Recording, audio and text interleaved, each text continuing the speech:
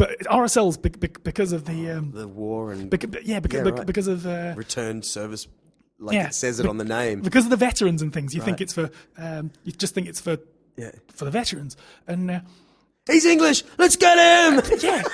But you don't realise for years it took me. I went in once or twice with a couple of Australian friends, and I'm going, is this loud? Are we allowed in here?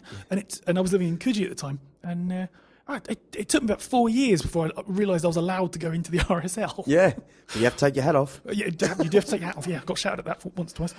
And the surf clubs are the same. I always thought you had to be wearing your yellow and red cap before you were allowed in, and then all of a sudden discovered that there was this fantastic bar overlooking the ocean, and they gave you a chicken palmy for $20. Awesome, it's brilliant. Awesome, and the beer's cold. Yeah. Cider too on tap.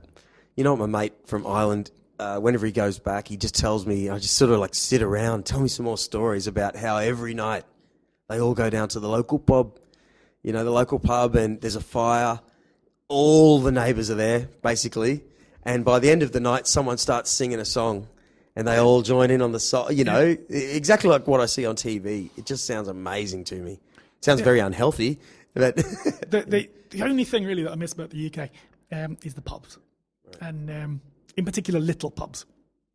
And I sometimes tell this story. When I was living in West London, one of my locals called the Dove in Hammersmith, and it's right on the river, right overlooking the Thames. It's got a balcony that sits over the Thames. But I'm going to get the dates hopelessly wrong, but it's something like from the 15th or 16th century. It's about 400 years old. Wow. And it's supposedly Dick Turpin, the highwayman, used to drink there. Whether that's true or not, I don't know. Cool. And but you walk in, and it's so low with all the short people that some are my height, 6 foot tall. You walk in and bang your head on the beam. Incredible. And you walk in and you've got the main bar, which is no bigger than this room, possibly smaller. So it's like a living room size room. But then brilliantly, you've got this little room. You turn immediately to the right, which it's got a bar that can fit 2 people. Wow. And it was for the owners. It was for the gentry. Right. It was for a personal little meeting space bar. It was the lord of the manors bar who he's not going to be with the oiks in the main bar. He'd go into that one, and it's still there to this day. Yeah, but who uses it?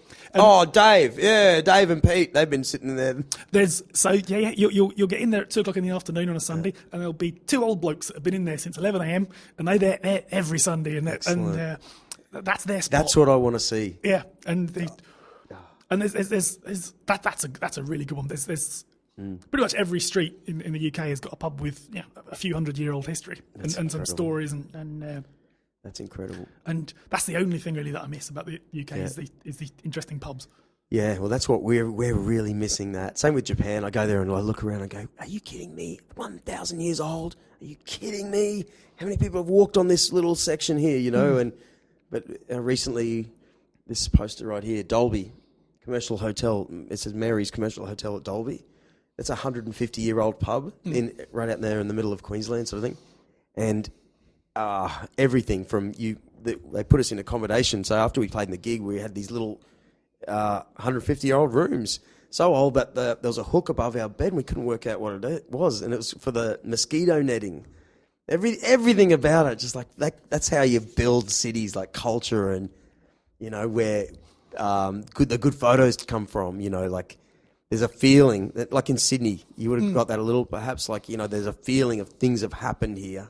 Yeah, I've always been a believer that cities should evolve, and you shouldn't be knocking down the bits that are a bit scuzzy, just because they're a bit scuzzy at the moment, but they're kind of interesting. Yeah. Like in London, if you walk around Soho and you've got hundreds of years of vice, prostitution and murders, and it's just so interesting. There's so much history there, and they knock it down. Every time I go back, I'm a bit, my heart dies a little bit when I see one of my favourite pubs in Soho. It was called the Intrepid Fox, and it was called the Intrepid Fox after an MP called Fox. I can't remember his first name. From a couple of 100 years ago, and he used to drink there and stuff, and he did a lot for the area and stuff. But since then, it became a music pub, and it had hundreds of years of music, and kind of the last 40 years or so. And the Rolling Stones used to drink there, and they had all these posters all over the wall, and they're all over the ceiling. It had the dirtiest toilets in the UK. Yeah. It was a fascinating place. Yeah. And then it turned into a kebab shop. and we all just cried that you could destroy history like that, hundreds of years, and a really a real personal history with a lot of people. Someone with personality, and it's still got the facade around the top, and but now I think it was a kebab shop, and then it turned into a slightly more upmarket restaurant, but still not the Intrepid Fox. Right. And we all it was and all the heavy metal goth crowd and stuff. We all just cried, and it was heartbreaking. Hammersmith Odeon. Yeah. Isn't that the big venue? So there's Apollo and the Odeon. Yeah. Right. Yeah. And okay. Yeah. What did I read recently? Was it Lemmy's book? I think he was no. Oh, anyway.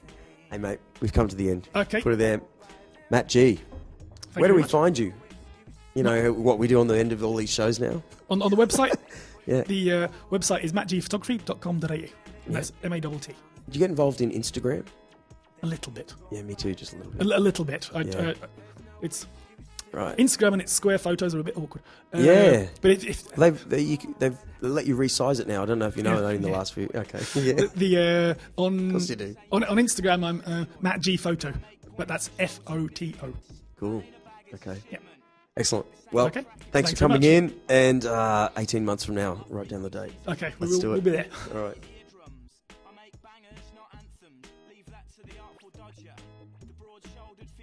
Well, there it is, another episode. Thanks to Mattg from Mattg Photography for coming in and educating me a little about his world. And I want to thank all the people from worldwide, particularly in the UK, for listening to this show. I get lots of listens from the Brixton area, as a matter of fact. I haven't been there, but I've watched the young ones a lot. How about that?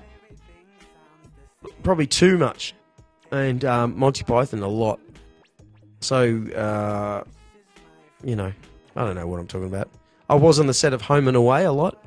How about that for you? I was in the Summer Bay Diner a lot. I'd see you guys creeping out and camping in the bushes at Palm Beach in Sydney. Just to do your little Home and Away visits. I saw that a lot, actually. We say birds, not bitches, as London Bridge burns down, Brixton's burning up. Pretty funny. But I love you for all that.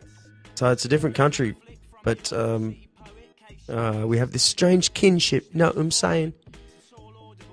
Anyway, streets like a jungle. Shop crawlers, victory's flawless. Love us to hate us, but don't slate us. Don't conform to formulas. Pop genres are shut. Sharp darts, double dutch. Park cars, troubles are much with more bud. Let's push things forward. You say that everything sounds the same.